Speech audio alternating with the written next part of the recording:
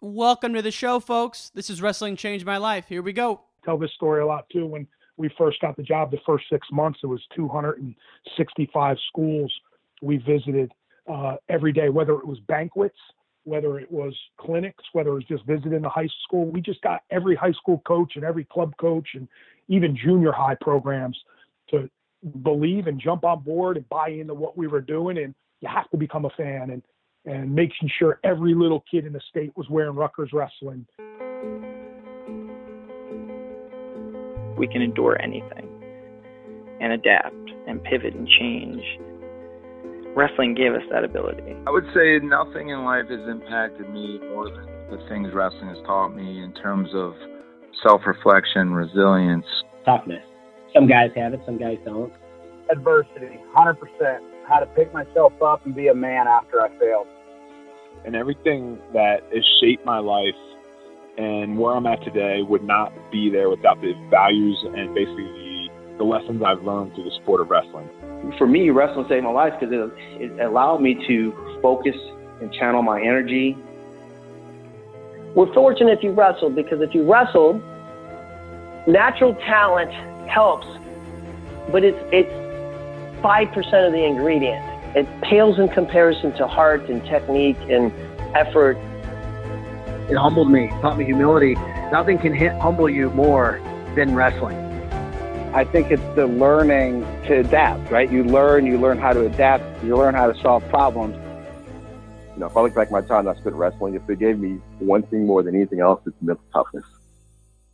Ladies and gentlemen, welcome to Wrestling Changed My Life. My guest today is the pride of Jersey, Scott Goodale. He's the head coach of Rutgers. And when he took over the program in 2007, Rutgers was kind of on the edge of oblivion. And since then, he's built the program into a top 15 program nationwide. They're top 4 in home dual meet attendance. And if you've ever been to the RAC, which my brother and I went to the Big Tens this year, you'll see just how loud that place gets. It's a crazy environment, and it's all Jersey. It really just reminds me of everything Jersey stands for. I really hope you enjoyed this episode with Coach Goodale. Fan of the Week goes to James Gloudman. He's a longtime listener to the show. Appreciate you tuning in, James. Last but not least, this episode is brought to you by Competitor Supreme, which is a Dan Gable movie from the 90s. When I was a kid, I watched this thing over and over and over, and I couldn't find it online. But now you can stream it on WrestlingChangeMyLife.com. Just go to WrestlingChangeMyLife.com and click on the tab Competitor Supreme and use the promo code GABLE, Gable, for a free rental. It's normally $2, but if you use the promo code GABLE, Gable, you'll get a free rental. And that's it, folks. Let's give it up for the pride of Jersey, Coach Scott Goodale. Scott Goodale, good morning, sir. How are you?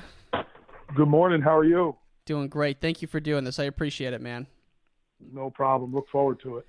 So we, you are the first Jersey. Well, actually, Damian Hahn was the first Jersey guy, but you're you're really in the thick of the Jersey scene there, and obviously you're at Rutgers now, and I thought it was so cool how you got there from your 5-point plan that you gave to Billy Ard back in the day. But let's start at the very beginning, man. Let's go back to when you were a kid, growing up in Jersey. I understand you did a lot of sports as a kid. What was it like growing up for you? That's what it was. It was all sports. Jackson is a really big sports town. Everything from Vic's soccer, we used to call it Jackson Vic soccer, to Little League baseball, Pop Warner football, and of course wrestling in town. Just a really, really big deal. So, that was just part of our culture, part of our growing up. My dad coached every single sport, really. He coached in the fall football, the winter wrestling, and in the spring Little League baseball. So all through my childhood days growing up, not only myself, but my older brother, he coached all of our friends. So that was just the way, that was just normal to us. And sometimes it was 2 sports a season, to get changed in a van real quick, a quick change onto the next sport. That was just normal. And that included basketball and things like that. So just part of our nature growing up. You mentioned Damian Hahn. That's a little fun fact. Damian Hahn was a Jackson kid. So he actually went to middle school in our town, and then later on would transfer to Lakewood. But so I know you had him on. That's a little bit off subject, but that's that whole area, though, huh? That's that whole area, yeah. And it's a big town. I think it's the second biggest town in the state. So home of great adventure. A lot of people come there. A lot of people moved there back in the, late 70s, early 80s. So it was just a super competitive sports town, really, really big. Now holds 2 high schools. So it gives you a little bit of a kind of a background on how big the town is. So just a great sports town. That was just part of my fabric growing up. It was sports all the time, and it never ended. Dude, your mom must have been a saint then, or was she into the sports just as well? My mom, funny you say that, my mom was the assistant athletic director at the middle school. So she was extremely, extremely big. And I mean, even my sister, who's younger, was a soccer player, a tennis star, a cheerleader. So it was just constant. But my mom was probably more into it. I don't know about more into it because my dad would do anything to win, but my mom was into it just as much as my dad. So it was, when we got in trouble at home, my siblings, it was, you're grounded. The only thing you could do is go to sports. That's it. So we weren't missing practices and we got in trouble. It was just the fabric and just a part of growing up. And I got to ask, during this time when you were growing up, how big was the Rocky movie? Was that just everything for you guys? That was huge. It was so big. I mean, my son and I are still watching it, especially being quarantined. We're watching it to this day, going back, watching. We argue what's the better one, Rocky 2, Rocky 3, the whole Clubber Lang scene. And then, of course, Drago. Yeah, that was a big part of how we trained. And, everybody thought they were Rocky, especially in our town. That's what we did. On those cold, snowy nights, we'd find a mountain and we'd run the mountain and get to the top and throw your arms in the air. But Rocky was big, man, no doubt. What do you? I gotta ask while we're on the topic because I'm with you. Growing up, my mom bought me the 5-set VHS. It was in a big red box. It had Rocky on the outside. But what was what's your favorite one when you and the kid get into it? I like Drago. I guess it's 4. Mm-hmm. I like the Russian. That was pretty cool just because he went away, got away from everybody into the snow, into Russia. And, as a wrestler, you always think about the Russians, right? So yeah. When you're a little bit younger, they were, nobody, really in any sport, even back to the early 80s and 1980, the hockey team, Russia, you think of Russia, you think of how great they are in their sports. And so for me, that was my favorite one just because of the background of Russia. Me too, man. I love that one. And just going out there training, and then you see the scenes of Drago with all the equipment hooked up to him. And you're like... It's and once you finally which is crazy because that's how it is today, right? Everything is like scientific and it's just crazy. So yeah, they were a little bit ahead of it. But I did read that was a big influence for you as a kid, and I just thought it was ironic because one, all wrestlers I think feel that, but especially when you were going through it in the late 80s, early 90s, Rocky was even more popular than it is now. It was more relevant. Yeah. No doubt. And here's the thing. I didn't think anybody else was doing that. I just thought it was me going out every night in the cold for runs. I took pride in that. I was like, yeah, I ran 5 miles in the snow. I thought that was kind of normal and maybe or not normal. Maybe that was, outside the box thinking, but maybe there were people all over the country doing it. I don't know. But when you're doing it at 12 years old, that's kind of a big deal. You're training pretty hard at that. And nobody was really, I didn't think training, there were no wrestling clubs at that time. Nobody was putting in more. So that was the way to get your extra workouts was by running and doing some things outside the box. So I used that movie to kind of motivate me to do it. So you ran all the time as a kid, getting those extra workouts in pretty routinely? I did. Yeah. I just thought that was normal, man. I remember just big Sunday night dinners my mom would have, and then I'd have to go out and run. That was normal. I tell my team every year, it's normal to run on Thanksgiving Day and Christmas Day. That's okay. You're allowed to train on those days. It doesn't have to be in a gym or wrestling, but you can go for runs. I did that all the time. That was just maybe it was me sitting home when I was younger and bored or whatever, but I would always get up and just go for a run. Man, I'm with you, though. The Christmas and the Thanksgiving workout, those were the easiest ones to go on a run for because you had all your family kind of taking pride after you. It was a pride thing. Oh, that guy's so sick, he's going to go run on Christmas. And you had the whole family there to watch you. Yeah. And I thought that was, in our family, it was we're getting up and running. My sister was younger, and she was our super, super athlete and really good basketball player. So we would do those things. It didn't matter. We would run, then we'd go play hoops, and But we'd work out. And for me, it was about sweating. I just had to have sweat on. I had a hat on. Maybe even back in the day, I don't know if I was wearing plastics, maybe high school, but you were allowed to. So that's how our family thought. You're crazy, Yeah. And then from what I hear, you were a little guy, but you were, little guy in the sense of like 125, 135, but you were the quarterback as a little guy of the football team. I quarterbacked our Pop Warner teams from the Mighty Mites and maybe 1978 all the way through being a midget when I was 14. Midgets was the highest level of Pop Warner back then. So maybe 14 years old, I was always the quarterback. And we grew up playing with this group of friends that stayed together from, I guess it was probably 78 to 85 through the Pop Warner days. And then we all went to high school, and it was just normal that I would continue to be the quarterback. That's how it worked. And even at 100, I wrestled my freshman year in high school at 108. And I played on the freshman football team. And then my sophomore year, I started. And I wrestled 119, but I started as a quarterback, probably weighing 130.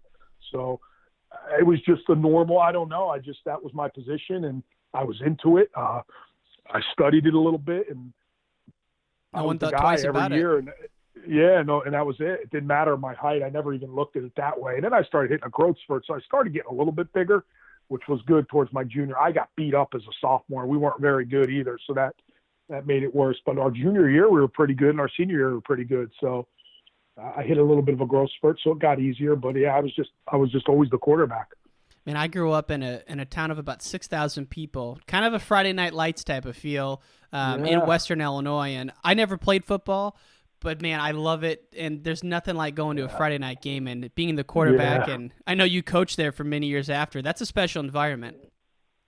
Yeah, it's pretty cool. And it was crazy when I was playing, we didn't have lights.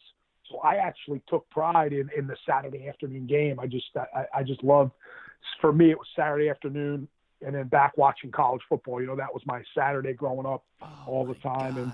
God. And on Friday night, I would go out and see all the best high school games in the area. So that was pretty cool for me. That's cool. You guys did that on Saturday. To your point, I know college football is bigger in the Midwest than it is on the East Coast, but I'm sure you guys still get into it out there, right?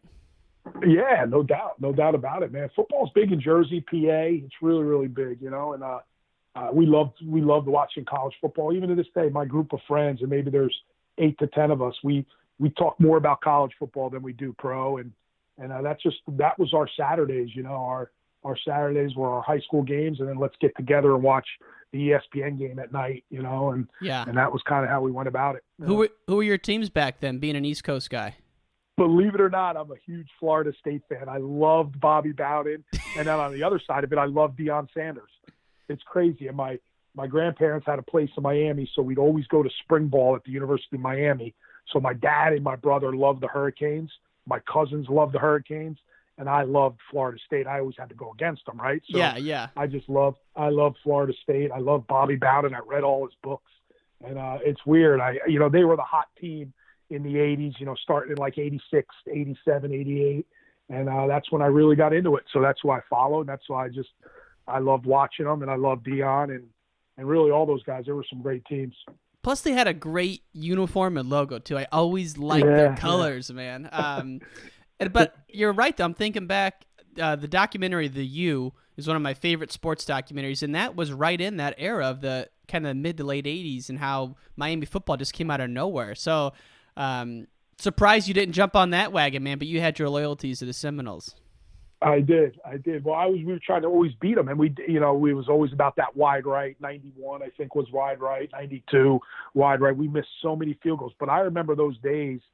There was usually I went to one game in 94, Florida State at Miami with Warren Sapp, and Miami won. But I remember those days. Our day would stop for my brother and I, and we would sit down and get fired up. It was always a noon game, ABC.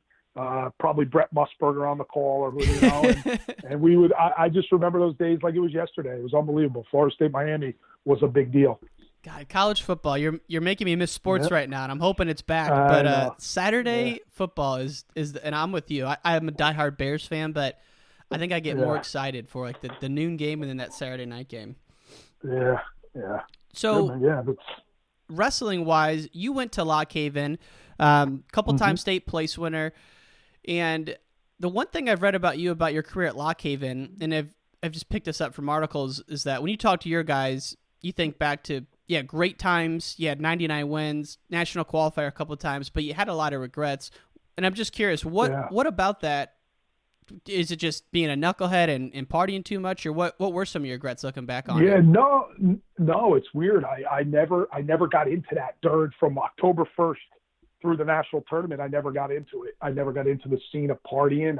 That wasn't it. It was, this sport's evolved so much, and I see what our guys get now from a mindset training, so important, a sports psych, having them in our room, once a week, dealing with our guys and their anxiety and their nerves and all that stuff. I always thought I was working hard, but I see some of the best guys in the country clearly being around it. And even when I was at Lock Haven, Colott was just coming with us. His last 2 years were with us. So I got to see just a whole different level of training and just a 24/7 lifestyle. And my regrets probably were maybe never really believing I was one of those top guys. I was always ranked, my junior and senior year, I was always in the top 10.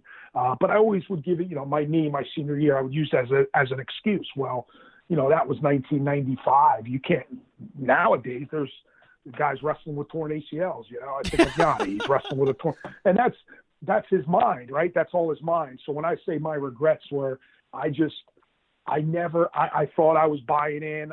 I obviously have an incredible relationship with Coach Poff and Rocky and Ricky Bonomo and all those guys. And I worked really, really hard, but there was always something missing as I look back now. At the time, you don't think of it, Right. My diet, my nutrition was nowhere near the way I talk nutrition with my guys now, right? It's all about 3 good meals a day and getting 8 hours of sleep. And there's so much more to it than just technique and wrestling. There's just so much more to it. That part I excelled at. I enjoyed that part, but I did nothing with my nutrition, my sleep. I was too busy worried about running my late night radio show for an hour, which was all sports. That was important to me. So talk to me about that. Talk to me about that. I didn't see that. I had my own radio show for a year at college. It was I tried being Mike and the Mad Dog. I grew up wanting to be Mike and the Mad Dog. In Jersey and New York area, that's a big deal, right? You grow up listening to sports radio all day, every day. And that's kind of what I was doing, man. I had guys on there that would work with me and screen some phone calls. We'd get phone calls, and it was in the middle of central Pennsylvania. So you're getting calls from the Penn State people, and we didn't really have the technology to screen everybody. But it was fun. We talked sports, we talked Eagles, Steelers. So it was cool. So anyway, I think I was more, again, during the day, during the wrestling practice, I was locked in and was really, really into it. But I think some of my regrets are, and I don't even know if I should use the word regret. I just didn't know. I didn't have the knowledge of nutrition and your body. And probably more importantly is the whole mindset, the whole mindset and believing that you were the best guy in the way our guys take the mat now with no fear. And of course there's anxiety and of course there's nerves. I just did a terrible job of managing it when I wrestled. So that has changed me as a coach. And I just think about all those shortfalls, so to speak, and how we train our athletes now and deal with our athletes now and all that stuff. So it's so different, maybe that's isn't it? Kind of why that comes out. Yeah, it's just so different. It's a totally different world. And I wish I knew then, what's the saying? I wish I knew then what I know now, because I think I would have been a lot better. Yeah, I think that era, like you were in the era where for another 10 years, the thought of, and really up until, Cale got to Penn State, I think people thought that the Gable method of just running all the time and all that was the best way. It is. Yep. There's a mental toughness to that, but I actually just had Yanni on the show last Friday, and I went down the rabbit hole on him, and he didn't do much running or lifting. Him and his dad just worked on technique for hours a day. And I was like, I never spent that much time on technique. Never. And so it's just, these kids are just so committed right now. So committed. And it's so different. I think back of, I think of Yanni and Ashnault and Joey McKenna and those guys. Like when I got done with my season, I'd finish up school. I'd come home and work. There were no wrestling clubs really back then. I'd get a workout here and there, but it was mostly lifting and running, and I wouldn't really touch a mat. I wouldn't, if I wanted to go to a freestyle tournament, which I was into, for the most part, like, I don't know if you remember SBAR Nationals, which is really now university. Yeah. So I would train at Lock Haven. I would go to SBARs every year. I'd stay at school if we were out of school in May. I would go to SBAR Nationals, and that would be it for me. I'd come home, and it would be, every now and then I'd roll down a Foxcatcher and train with those guys. But for the most part, I never got on a mat. So I think those are some of my regrets. It wasn't all year round, although I thought I was all year round, but it was more lifting and running for me as opposed to him doing technique. I would love to have just gotten the mat and talked technique, but I never did that when I was competing. What was it like to have Kolat come in? Were you a junior or sophomore when he got there? He redshirted my senior year, so he stayed with me on his recruiting trip, and I mean, it was pretty clear. I think he was going there. It was a smaller school. It was good for him. But he would change.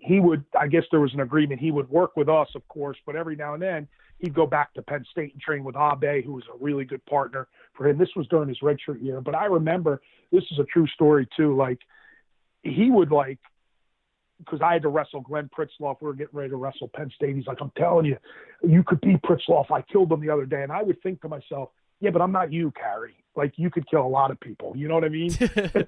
So he was just so special, and he was so talented, especially on his feet, and I would always get frustrated, like, all right, let's go on the mat. But he would just work and wrestle so darn hard. And those are some of the things I remember. And he just carried himself with, like, listen, I'm going to win this thing. And I left, and he won 2 titles, and obviously the rest is history. I think the year I left, Lock Haven we were number 5 in the country. We finished 5th in the country. And all those guys, Brian Leitzel, Mike Rogers, they all placed, Mike Guerin, they all placed that next year. So it was, you could tell we were starting to turn around, and we got Kolat, and that really just put us over the edge. So it was a really, really cool experience. But he would share a lot. He spent a lot of time still with his Penn State guys, training with those guys on his off time. You talk about training, it was 2 or 3 times a day for him. Yeah, he is a really interesting character in the sense of just how confident and committed he was. Like, some of the stories about him as a kid going to Midlands, it's crazy. And then you hear about the stories of him at the Olympics. It makes your stomach sick to even imagine how bad he got hosed. I've had Sanshiro Abe on. That's the name people forget about. But, dude, that guy's story of coming over from Japan, not speaking a lick of English, and then figuring out top and bottom, that's a whole story in itself right there. Yeah, and that was my era. So seeing him wrestle all the time, he was really, really good. And you're right, he probably doesn't get that limelight or share the same buzz that especially some of the guys now are getting. But man, he was awesome. And if they could go back, I always think of those Flow films. And Kolat's documentary is awesome. And I didn't really live it with him, but the days at Lock Haven, obviously. But I would love for them to do something on Abe, because he was a special cat, no doubt. And those Penn State teams, that was an era. I mean, obviously Penn State's great now, but that was an era where for a couple of years there, in like 93, 94, they thought they could beat Iowa and had a good chance of beating Iowa. And that's Gable's only loss at Carver is to Penn State. And so those teams would go in there, and I mean, you think about the Jeff Prescott-Terry Brands match. Oh my God, that's crazy. Yeah. It was crazy. And those were the teams we competed with. That was a big deal. Like, we would host Penn State, and then obviously go to Rec Hall, but it was a back and forth. Like, Penn State Lock Haven would wrestle every single year, and that was a big deal. We finally beat them our senior year, which is crazy. Wow. Because, like you said, in 91, 92, 93, they were awesome, and it took a couple of those guys to graduate, but we picked them off at Rec Hall for the first time ever. I'll never forget that night. That was a pretty special night. The place must have been loud that night. Yeah, you pretty much booing us. We were at their place, so it was pretty loud. They were going through a tough stretch. They graduated all those guys, but at that, who cares? We didn't care. We beat Penn State. That was good enough for Lock Haven. That's the great thing about a dual meet. It could be like the national duels or just some high school duel you just happen to go into, and if you just know a couple storylines, you can get into it. It doesn't matter who's wrestling or how good the guys are. It's just a fun environment, Yeah, there's nothing like a good duel, man. I say that to this day. I wish they meant more in college. I really, really do.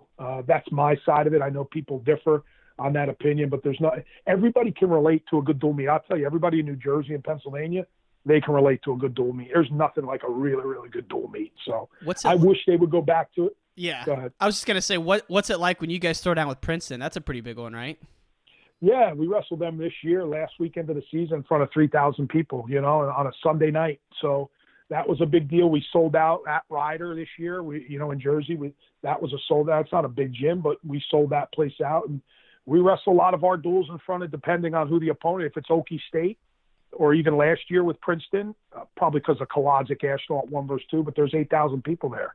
So people can relate to a dual meet, and they show out, being in this Big Ten conference and hosting Penn State and Iowa and Ohio State. Those matches are 6,000, 7,000 every single time. So the Jersey fans get into a good dual meet. It's 2 hours. You're not even 2 hours, and you're not spending your whole day in a gym, and it's great wrestling. Boom, we move on. Even the high school duels are great.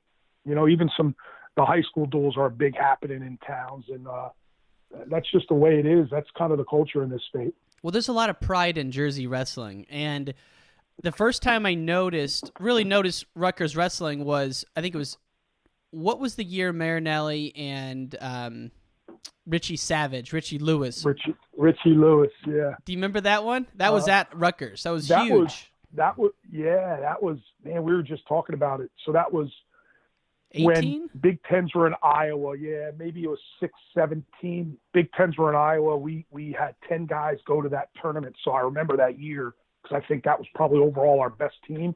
So it's probably 16, I think, maybe 17. We started in Big Ten in 14, hosted Iowa. It was 17, I believe, 2016-17 season. Yeah, that place was electric that night, no doubt, because I thought we could have won that duel. Yeah. And Marinelli beat Richie, right? Yeah, and he had just won the U23 Worlds like a month before that. But he was way down at a different weight class, and weight was in flux a little bit. And the bull was coming out as a freshman, and no one really knew what was happening. And I just remember how scrappy the Jersey guys were and how the fans were. I'm like, God, this is awesome. And so if we kind of go back to the 90s, you graduate from Lock Haven, and I've heard you say that your whole life you knew that you wanted to be a teacher and a coach back at your hometown. Is it Jackson High? Is that what it's called? Jackson, yep. Jackson High School, correct. So at this time, though, is Rutgers wrestling even on the radar? Is it even a blip on the radar at this time? Or what's the state of it right at that time? As I'm getting recruited, you mean? Yeah, so like after you're done, like you go back to Jackson, you're the assistant coach. To Jackson, correct, yeah. Yeah. Yep, I mean, once you're a professional and you're kind of doing your thing, are they even on the radar? Yeah. Not really, and I had some really, really good guys that they weren't really recruiting. So I had a relationship with Coach Sachi, great man. He never really recruited the Jackson guys. So they weren't really, I'm fresh out, so I'm following, staying in contact with all these guys that are at college programs. So, for me, I never really followed Rutgers wrestling, to be completely honest with you. I mean, they were there, but I never really followed it at that time. Yeah, and that's kind of what you hear when you talk to people and you read about it, was that they were there and it wasn't much thought. But like now you realize what you guys have built there and how much pride there is in Team New Jersey at Fargo, and the fact that Jersey's got one class. People love that. So I'm like, it's a perfect environment. But before you got there, you started a little high school dynasty of your own. You were the football coach, and you said you love that, and really you were like the most content person in the world. You had a winning wrestling program. Your sister was the basketball coach. Your wife was the guidance counselor. Like, you didn't even have a thought of doing anything else. I really didn't, man. People would make fun of me growing up. They're like, listen, Goodale, you're going to come back here and be a gym teacher. And I always correct them and tell them, no, it's a physical educator. But you're right. That's what I'm going to do, man. That's what I want to do. I want to come here and coach. And I never even, when I first got back from Lock Haven, people, I would go on a couple interviews. I have no idea why. I just did it because my mom wanted me to get the, all that. It'd be good for you to go on a couple interviews, see what other schools have. And I just did it to do it for the experience. But I knew I was going to Jackson, and that's all I ever wanted to do.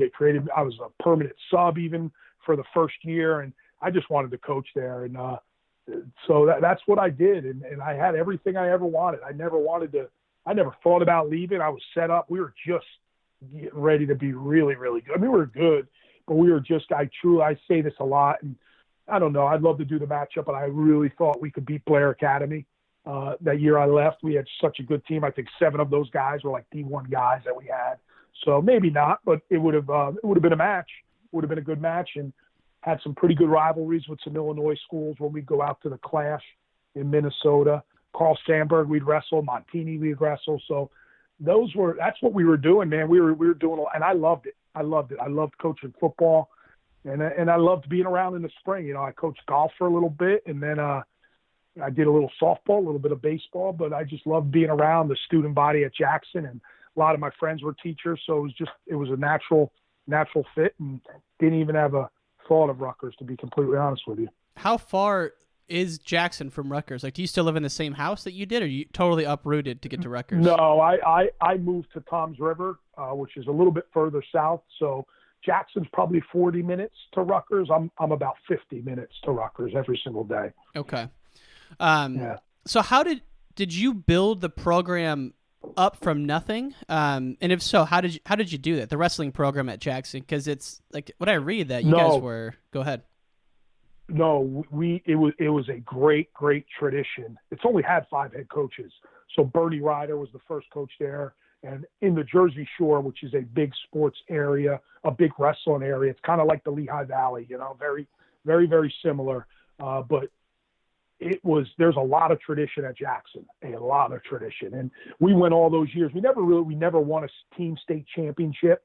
We never won. I think in 2000, we won our second short conference. Bernie Ryder won one.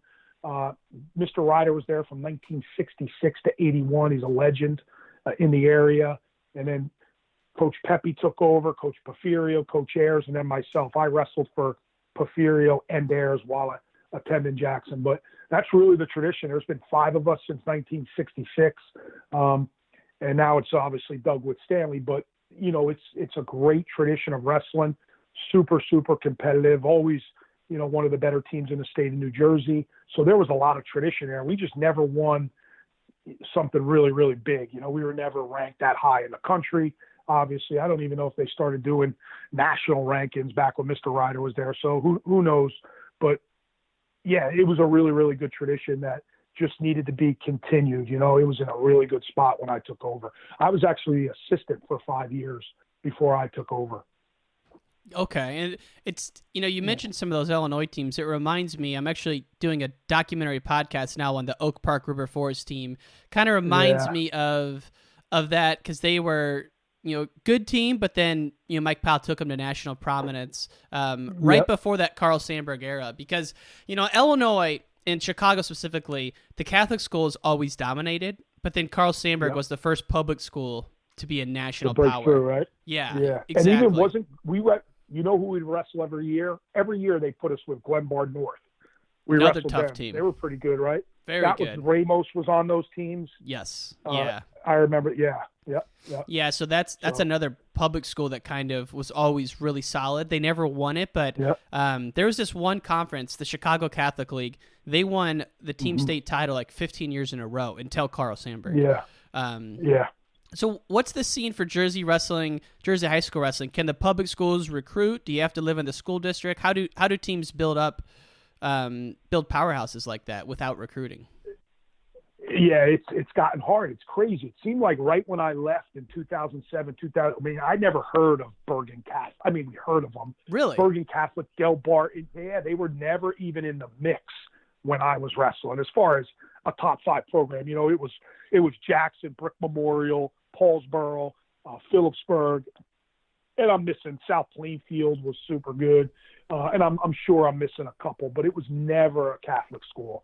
And then as soon as I left in 2007-8 was my first season at Rutgers. I guess the Catholics started really building and getting good, and then of course even Long Branch in 2009 was number 1 team in the state of New Jersey. They're a public school, so it probably took till 2010-11 maybe until those Catholic schools really started to break through. Camden Catholic was the one school that was always really good down in South Jersey.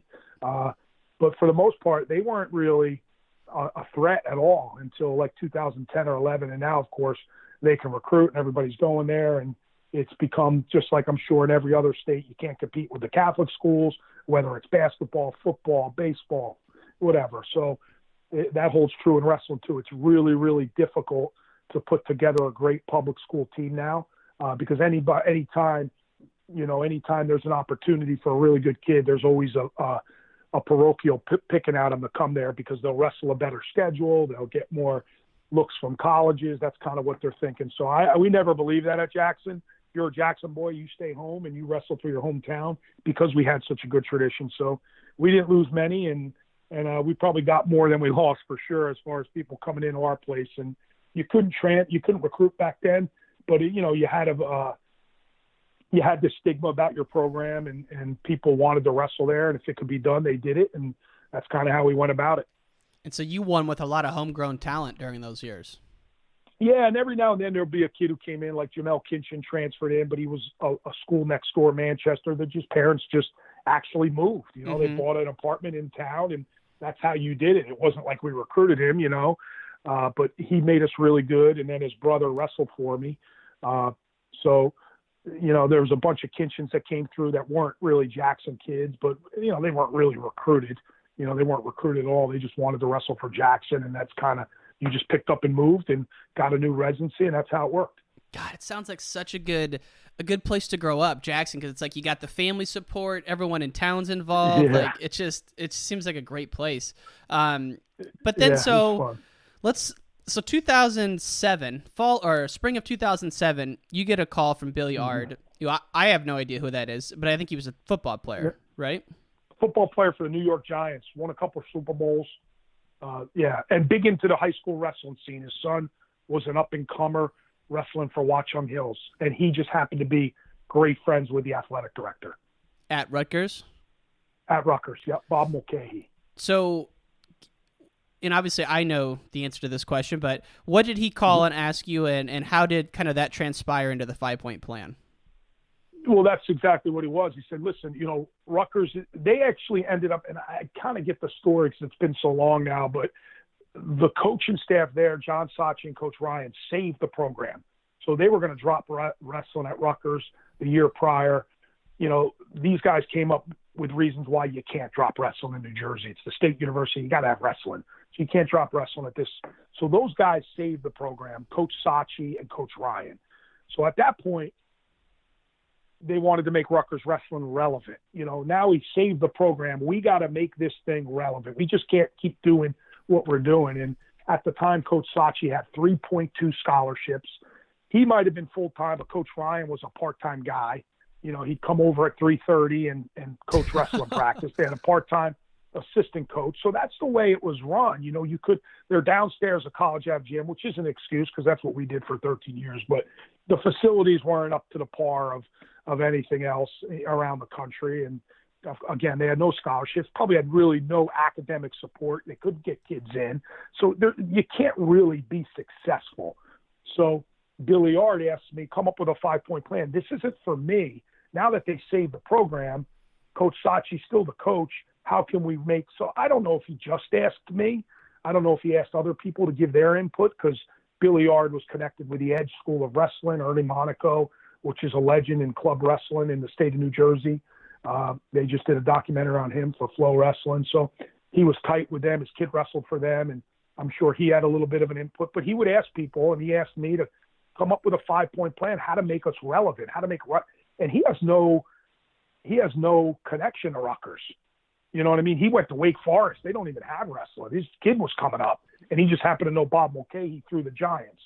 So that's what I did. It's well documented now. I wrote it over a couple bottles of wine with my wife on a napkin. I gave it to Coach Leonardis, who's been with me from day one for the last 13 years. Told him, make me look good. Don't make it look too good, but make it look, clean it up a little bit. He printed it up, typed it up, whatever the case might be, and I handed it over to Bill Ard, and that was really it for me. That's as much as I thought. It was pretty good.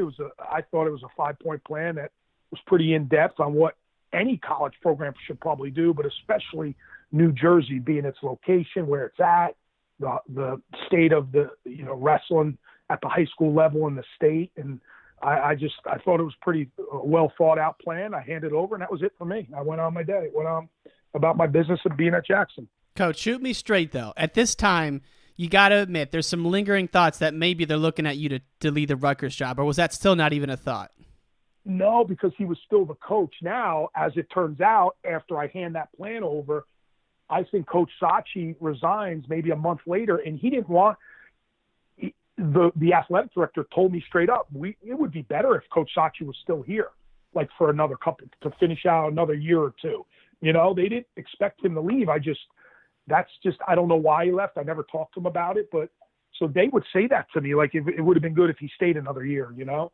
And I was like, yeah, but here we are. So he kind of decided to retire, and I'm sure it had a lot to do, and I don't know this, and I'm not speaking for him, but just being up against it and getting no support, just getting no support. I could tell on my interview there was not a lot of support for wrestling, and I would have never taken a job if I was going to have the same things. I was told some things in the interview process as far as scholarships and coaches and what we could do if this kind of happened. So, or if if you're going to do what you say you're going to do, this is what could happen. So really basically on a whim, on a handshake, I kind of accepted it, and that's kind of how we went about it. But no, when I handed that plan over, it was never in my mind, I'm going to be the next head coach. Never. Man, and I didn't realize that Division I programs, I thought all Division I wrestling programs had 9.9 scholarships. No. He had 3.2 scholarships, Coach Sachi. I mean, how could you possibly win? You know what I mean?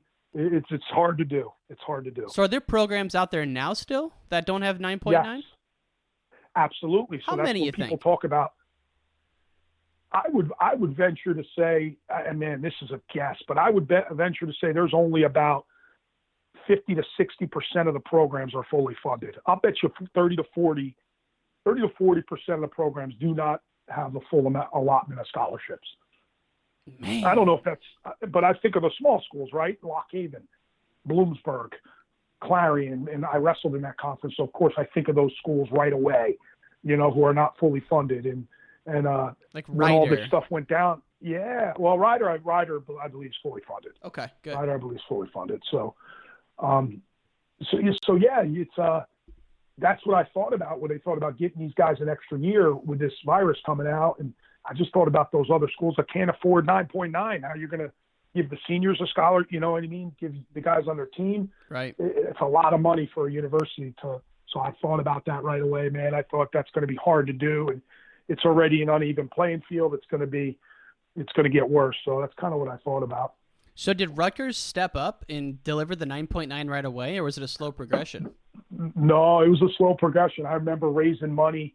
If you give me a scholarship, I'll give women's a scholarship too. So I would raise money for 2 scholarships those first couple of years, and we would get one and women's would get one. And then the year after that, it was a women's would get 2, we would get 2. I was raising money, for some women's programs at Rutgers, but I didn't care as long as we had more scholarships. And then Tim Pernetti came in and said, we got to fully fund you right away.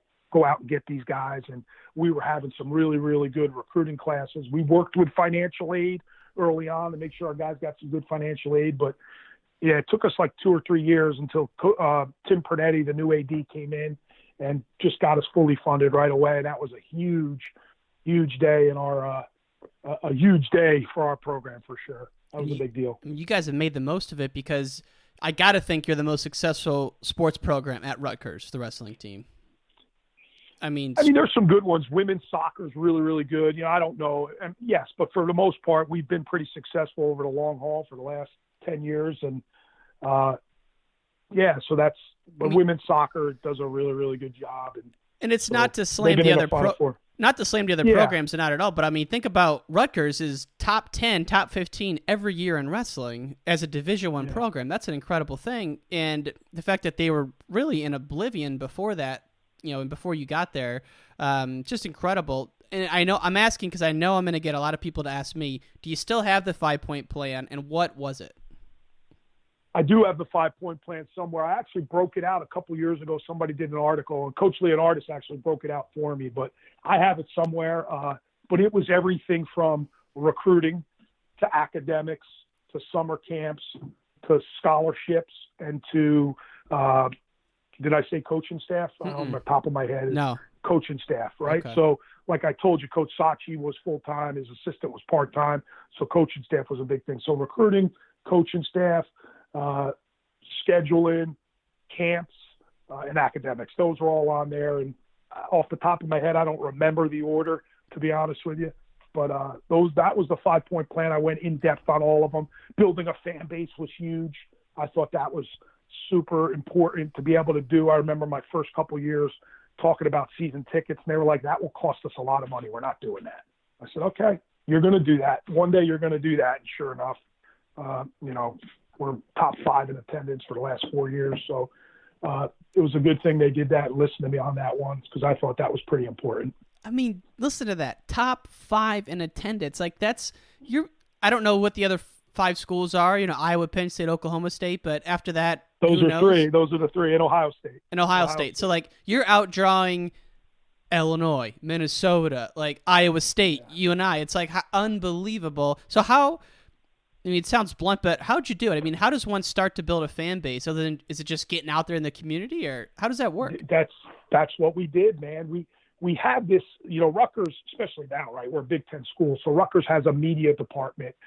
They have all these things you can do now, but we never used any of that. And it was always about the staff and Coach Leonardis. I tell this story a lot too. When we first got the job, the first 6 months, it was 265 schools we visited every day, whether it was banquets, whether it was clinics, whether it was just visiting the high school. We just got every high school coach and every club coach and even junior high programs to believe and jump on board and buy into what we were doing. And you have to become a fan, and making sure every little kid in the state was wearing Rutgers wrestling T-shirts, the power of the T-shirt, right? So that's what we did. We beat the doors down. We hit the ground running. We never stopped. Even when we got more guys on staff, all of our assistants and our strength coaches, everybody had to go out and do their part. And building camps allowed us to build the relationships with not only the coaches, but with all the kids coming in at that time. So that was a huge part of what we were doing, just constantly trying to build the brand and just sell your program. And we did it by, listen, all we ask you is come to a match. Bring a group, come to a match. I remember calling all the high school coaches. And again, this clearly isn't just me. This is a lot of people involved, but we did a lot of it on our own. We didn't really use our marketing. We didn't use now of course we do, but those early days, it was our staff, making phone calls, shooting out text, emails, sending out flyers, showing up to some really, really bad high school matches, or tournaments. But we did it because we needed to be seen. And that's really how we built our program, was based on all those relationships that we built early on. So the fans have come out. The coaches in the area have helped, in the state have helped tremendously. I like to think I have a really good relationship, because it's all about relationships. It's all about relationships. And our staff did a really good job of building them early on, and they continue to this day. Man, my day job is outside sales. You're a salesman, Coach. You're an outside salesman. Did you literally go to 260 some schools, just meeting and like? We did, yeah. Wow. Yeah, I have the book on exactly who they were, and I have a notebook stashed again somewhere. And one day I'm going to look back at all that and pull them out. And this is probably a good time to do all that, just because I'm home. But I have all that stuff saved, and I actually pulled it out. We did an outdoor match against Princeton maybe 5 or 6 years ago in a football stadium. Mm-hmm. And we did it in front of 16,000 people, which was, Iowa did it in front of 42,000. It was Iowa, Okie State. But we did it in front of 16,000. That was a huge deal for the Rutgers community. But I remember pulling those things out and going back to all those coaches. And the list has grown now because, you're into New York, you're into PA. So, but yeah, just connecting with all those coaches and making sure they come out. And now it's turned into an event at the RAC. Now they call us. Can we bring our team to the RAC? Can we bring our midget program, our junior high team to the RAC and meet your guys? So I think that's always the biggest thing. We're always available. We're always available to coaches who want to come in and watch practice. I never close my doors. And really being available for, if guys wanted to sign autographs, it didn't matter if we were getting a Drummond from Iowa on a Friday night. We were going to sit and sign autographs, and our guys were going to meet all the little guys that came to watch them, because you never know who's coming out to watch you. And as it turns out now, all the kids that are coming to Rutgers grew up watching matches at the rack and coming to our matches. So that's why you do it. And that was our mindset and our whole thought process to it. And that's kind of what we've done. It's just cool because you think about East Coast wrestling, you think about, Ivy League. When I think East Coast, I think Ivy Leagues, right? And there's a certain culture to that. But then there's also a certain culture to like the Iowa style, and Rutgers has its own culture now and its own style. And it's just fun to see that and really to be a part of it, just watching at the Big Tens this year. Whenever a Rutgers guy came up, the whole place went bananas. It was awesome. I can only imagine what it was like when you had Ashnauld and Soriano on there. Unbelievable. Yeah, it was crazy. I'll send you, when I hang up here, I'll send you a couple clips of what the crowd was like for Please do. Ashnauld Kolodzic. Yeah, or even Dayton Fix Soriano. That was like Armageddon. That was wild. Yeah, that was wild. So that was a weird one, though, if I remember right. The one with the it was like a 23-minute match. It was the challenges and all that stuff. It was crazy, and the hands to the face. Yeah.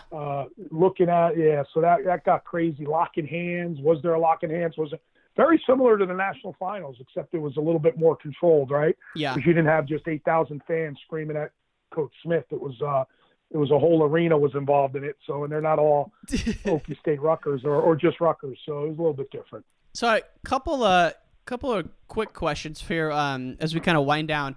And this is just general curiosity. How hard is it for a school like Rutgers or any program to get someone like Okie State on the schedule? Like, how far out do you have to plan to get a non-conference team on the schedule?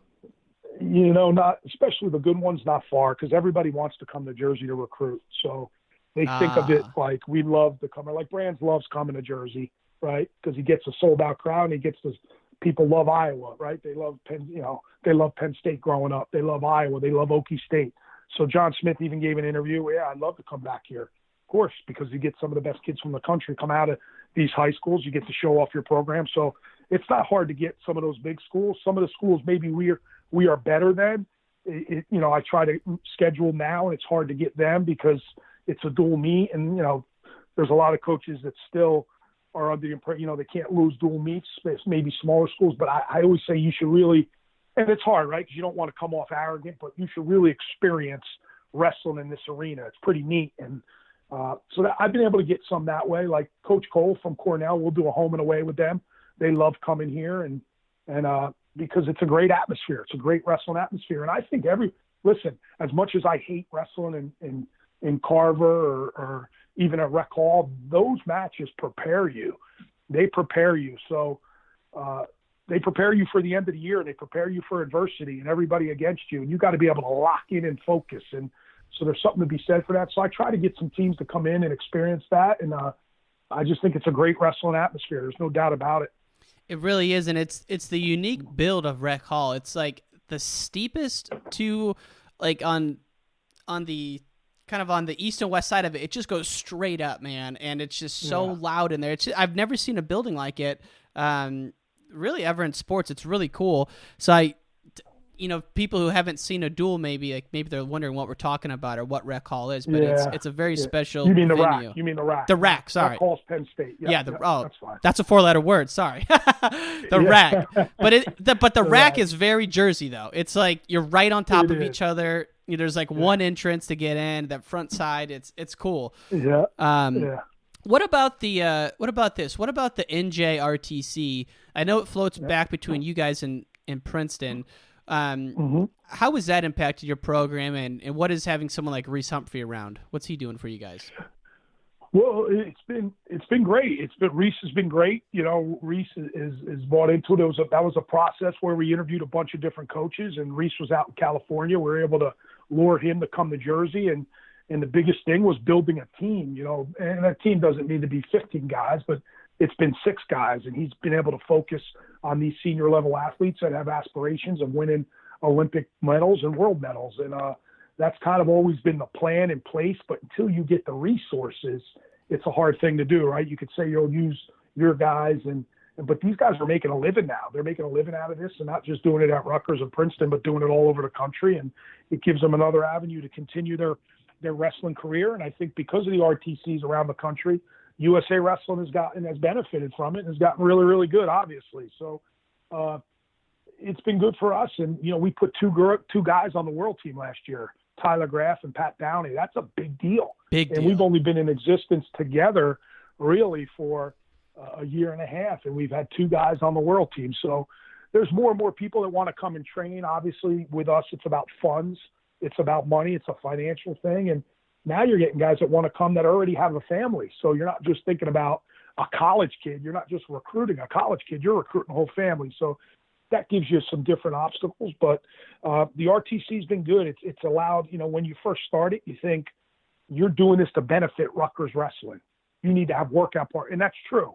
We want to bring in more guys so our guys have resources to train with, because everybody on the recruiting trail talks most important thing, workout partners. I need training partners. Well, we have that. So that's a good thing. But at the end of the day, man, these senior level guys are super important to our program. And as gratifying as it was and how awesome it was to have Suriano and Astronaut win national titles, it was just as satisfying seeing Downey and Graff make world teams. That was pretty cool because it happened right behind our closed doors, and I saw the work that went into it. So that was gratifying as well.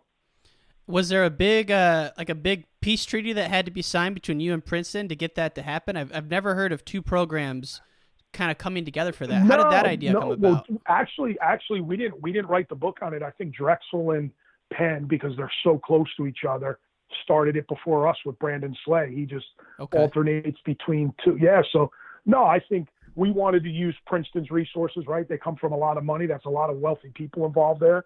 They probably wanted to use some of our athletes that we already had in the Scarlet Knight Wrestling Club. And it was just made sense right now to go back and forth. I don't know if it'll stay this way. Who knows with the economic climate, what happens? Do we break up? Do we stay together? But for now it works. They pay for their athletes. We pay for our athletes. We just happen to train together. And Gotcha. Reese is up at our place twice a week. He's down at their place twice a week. And, during the summer, we all train together, and that's a good thing. And there's kids from when they come home from college, again, what we talked about earlier, where I never had a place to go train. There's guys that come home from whether it's wherever they go to school. There's a place for them to come train, and it's usually a pretty crowded room with Princeton and Rutgers guys. So it's a pretty good situation. It is, and I guess I didn't realize that Penn had done it first. But when I first heard that you were going to be doing 2 at Rutgers and 2 at Princeton, 2 practices a week, I'm like, man, that's really smart. Just because Jersey's a tight, compact state, anyways, but just makes the most of both programs, and it's built both up. I mean, Princeton's a legit program now, and so are you guys. Absolutely, so it's only good to have two big rivals in the state like that. Sure. And Coach, last thing for you. Usually we ask people, how did wrestling change their life? And you can answer that. But I've also learned that Bernie Ryder's a big influence in your life. And I always love finding people who have mentors. And so what about Mr. Ryder has been so influential on you, and how has that kind of shaped and molded your life? Well, clearly through this interview, you see how big not only wrestling but sports were in the town of Jackson. Mr. Ryder was the town of Jackson. Not only he's the most popular guy, even to this day, he could tell you exactly what pothole is on what road in your development. Like he knew Jackson, and part of his thing when he was at Jackson, teaching Jackson, he'd bring all the new teachers around and show them all the different developments and talk about the town. So he was Jackson, and he was the wrestling coach. He was the athletic director. He was the principal. He was everything. I just never wanted to let that guy down because of what he meant to our town, but also what he meant to our wrestling program. And all the old timers, you always try to get the alumni back, and just the way some of these guys talked about Mr. Ryder, I just grew up like, I want to be that someday. I hope the guys look at me. And it reminds me a lot of my grandfather, right? The way his old players looked at him. So I just always wanted that. And so that's why he was so important in my life. What he did. And that's he was probably the guy I talked to the most, and he was a straight shooter. There were opportunities when I was at Jackson to maybe leave and go, and he would always tell me no. And I'm like, oh man, I didn't really want to leave, and I needed for him to tell me no. And then when this Rutgers thing obviously opened up, he's like, you got to do this. So, he's the one guy I've always asked professional advice from, and I still meet him to this day once a month. We'll meet at a local diner, and he's getting a little older now, so I cherish those times for sure. There's no question about it, but I'm sure there's a ton of people checking in with him, and he's actually a Penn State alum. He's a Penn State season ticket holder, but he still comes to a lot of Rutgers wrestling matches. But he's the guy I just always looked up to. And I didn't really run my program like him. I've heard all the stories, but I kind of went on my own about running my program and did some. You have mentors, people you look up to. You read a lot of books, and I've learned a lot from a lot of different people. But Mr. Ryder's the one guy that I just always fell back on, especially for important professional advice and things like that. Well, the cool thing about being someone like that is, he made a big impact on you, but just think of all the other people who would say the same thing about him. Oh my God. I meet with him once a month. He meets every day. He's meeting.